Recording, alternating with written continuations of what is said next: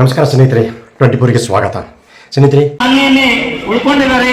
ಅವರಿಗೆ ಈ ಒಂದು ವಿಷಯವನ್ನ ಮನದಟ್ಟು ಮಾಡಲು ಮತ್ತು ಅವರಿಗೂ ಕೂಡ ಇದರ ಬಗ್ಗೆ ಜಾಗೃತಿಯನ್ನು ಮೂಡಿಸಲು ಇವತ್ತು ಗ್ರಾಮದಲ್ಲಿ ಜಾಥಾ ಕಾರ್ಯಕ್ರಮವನ್ನ ಈ ಒಂದು SIR ಜಾಥಾ ಕಾರ್ಯಕ್ರಮ ಹಮ್ಮಿಕೊಂಡಿದ್ದೀವಿ. ದಯವಿಟ್ಟು ಎಲ್ಲರೂ ಬಂದು ಈ ಕಾರ್ಯಕ್ರಮದಲ್ಲಿ ಪಾಲ್ಗೊಳ್ಬೇಕೆಂದು ವಿನಂತಿ ಮಾಡಿಕೊಳ್ತಾ ಇದ್ದೇವೆ. ಸರ್ ನಮಸ್ಕಾರ. ನಮಸ್ಕಾರ ಸರ್. ಏನ್ರಿ ಸರ್, ಇದು SIR ಬಗ್ಗೆ ಭಾಳ ಕೆಲವೊಂದು ಗೊಂದಲ ಅಂತ ಕೆಲವೊಂದು ಕಡೆ ಕೇಳಿ ಬರ್ತಾ ಇದೆ. ಇದ್ರ ಬಗ್ಗೆ ಏನ್ರಿ ಸರ್, ಜನರಿಗೆ ಏನು ಕ್ಲಿಯರ್ ಮಾಡ್ಬೇಕಂತೀರಿ ನೀವು? ಸರ್ ನಮಸ್ಕಾರ ಸರ್. SIR ಇವತ್ತು ನಮ್ಮ ಕರ್ನಾಟಕದಾದ್ಯಂತ ಎಲ್ಲ ಕಡೆ ಕೇಳಿ ಬರ್ತಾ ಇರುವಂತಹ ಒಂದು ವರ್ಡ್ ಇದು.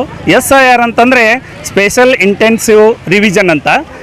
ಭಾರತ ಸರ್ಕಾರದ ಚುನಾವಣಾ ಆಯೋಗದವರು ಅವರ ನಿರ್ದೇಶನದಂತೆ ನಮ್ಮ ಕರ್ನಾಟಕದಲ್ಲಿ ನಡೆಸ್ತಾ ಇರುವಂತಹ ಮತದಾರರ ಪಟ್ಟಿಯ ವಿಶೇಷ ಸಮಗ್ರ ಪರಿಷ್ಕರಣೆ ಇದು ನಡೀತಾ ಇದೆ.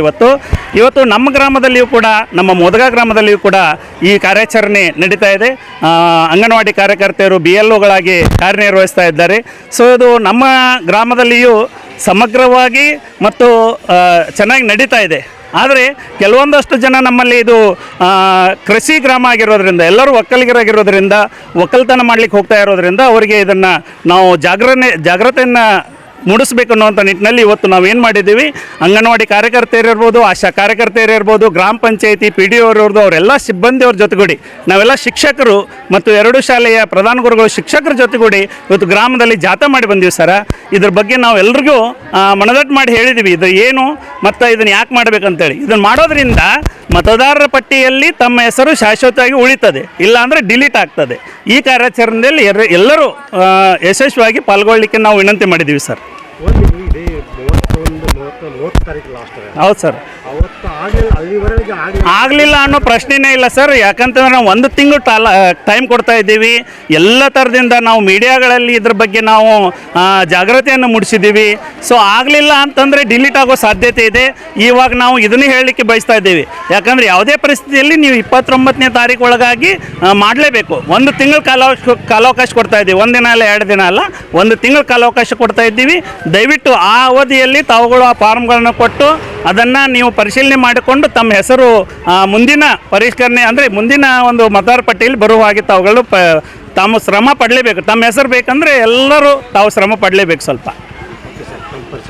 ನಾನು ರಾಜೇಶ್ ಸೊಗಲಿ ಅಂತ ಮೋದಗ ಶಾಲೆಯ ಪ್ರಧಾನ ಗುರುಗಳಾಗಿ ಕಾರ್ಯನಿರ್ವಹಿಸ್ತಾ ಇದ್ದೇನೆ ಸರ್. ಧನ್ಯವಾದಗಳು ಸರ್. ನಾವೆಲ್ಲರೂ ಭಾರತೀಯರು ಎಂದು ಗುರುತಿಸಿಕೊಳ್ಳಲಿಕ್ಕೆ ಇದೊಂದು ಅತ್ಯಂತ ಒಂದು ಮಹತ್ವದ ಸಂಗತಿ. ಯಾಕಂತಂದ್ರೆ ಪ್ರತಿಯೊಬ್ಬರು ವೋಟ್ ಹಾಕುವುದು ಅವರ ಒಂದು ಹಕ್ಕಾಗಿದೆ. ಅದಕ್ಕಾಗಿ ಪ್ರತಿಯೊಬ್ಬರು ಹಕ್ಕನ್ನು ಪಡೆದುಕೊಳ್ಬೇಕಂತಂದ್ರೆ ಎಲ್ಲರದು ವೋಟರ್ ಲಿಸ್ಟ್ನಲ್ಲಿ ಹೆಸರು ಬೇಕಾಗಿದೆ. ಅದು ಈಗಾಗಲೇ 2002ರಲ್ಲಿ ಪರಿಷ್ಕರಣೆಯಾಗಿತ್ತು. ಈಗ 2026ರಲ್ಲಿ ಪರಿಷ್ಕರಣೆ ಆಗ್ತಾ ಇದೆ. ನಮ್ಮ ದೇಶ ಹಳ್ಳಿಗಳ ದೇಶ. ಹಳ್ಳಿಗಳಲ್ಲಿ ನನಗೆ ಈ ಫಾರ್ಮ್ ತುಂಬಲು ಬರ್ತಾ ಇಲ್ಲ, ನಾವು ಇದು ಯಾವ ರೀತಿ ತುಂಬಬೇಕು ನಮ್ಗೆ ಅನ್ನುವಂತಹ ಒಂದು ಹಳ್ಳಿಗರಲ್ಲಿ ತುಂಬ ಗೊಂದಲಮಯ ವಾತಾವರಣ ಉಂಟಾಗಿದೆ. ಎಲ್ಲಿ ನೋಡಿದಲ್ಲಿ SIR ಎಂಬ ಕೂಗು ಕೇಳಿ ಬರ್ತಾ ಇದೆ. ನಮ್ಮ ಹಳ್ಳಿಯ ಹೆಣ್ಮಕ್ಳಂತೂ ಹೊಲದ ಕೆಲಸಗಳಲ್ಲಿಯೂ ಸಹ ಅದೇ ಮಾತನ್ನು ಮಾತಾಡ್ತಾ ಇದ್ದಾರೆ.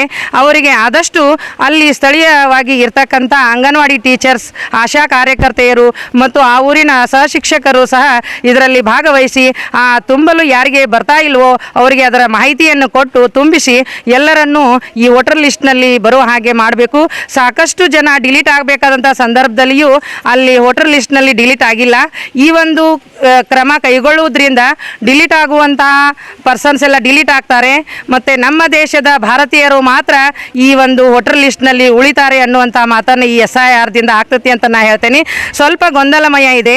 ಸ್ಥಳೀಯ ಇರ್ತಕ್ಕಂಥವರು ಮತ್ತು ತಹಸೀಲ್ದಾರ್ ಅವರು, ಆಮೇಲೆ PDO ಅವರು, ತಲಾಟಿಯವರು ಇದಕ್ಕೆ ಹೆಲ್ಪ್ ಮಾಡಿದ್ರೆ ನಮ್ಮ ಹಳ್ಳಿಯ ಜನರಿಗೆ ಬಹಳಷ್ಟು ಉಪಯೋಗ ಆಗ್ತದೆ. ನೀವ ತುಂಬ್ಕೊಂಡ್ಬರ್ರಿ ಅಂತೇಳಿ ಅವರಿಗೆ ಹೇಳಲಾರ್ದೆ ಆದಷ್ಟು ಸಹಾಯವನ್ನು ಮಾಡಿ ಹಳ್ಳಿ ಜನರು ಎಲ್ಲರೂ ವೋಟರ್ ಲಿಸ್ಟ್ನಲ್ಲಿ ಬರುವಂತೆ ಆಗಲಿ ಅನ್ನುವಂಥದ್ದು ನನ್ನ ಒಂದು ಆಶೆ. 29 ಜುಲೈ ಲಾಸ್ಟ್ ಇದೆ. ಆದಷ್ಟು ಬೇಗನೆ ಎಲ್ಲರೂ ಈ ಫಾರ್ಮ್ಗಳನ್ನು ತುಂಬುವ ಕೆಲಸ ಆಗಿ ಆನ್ಲೈನ್ನಲ್ಲಿ ಹಾಕುವ ಕೆಲಸವೂ ಸಹ ಬೇಗ ಆಗಬೇಕಾಗಿದೆ. ಅದಕ್ಕೆ ಮಾನ್ಯ ನಮ್ಮ ತಹಸೀಲ್ದಾರ್ ಅವರು ಏನಾದರೂ ಒಂದು ಅದಕ್ಕೆ ಸಜೆಷನನ್ನು ಕೊಡ್ತಾರೆ. ಮತ್ತು ಈಗ 29ರ ತನಕ ಅಂತೂ ಇದೆ ಅನ್ನುವಂಥ ಒಂದು ನಿಟ್ಟಿನೊಳಗೆ ಎಲ್ಲರೂ ಅದನ್ನು ಆದಷ್ಟು ತೀವ್ರತರವಾಗಿ ಮಾಡಬೇಕು.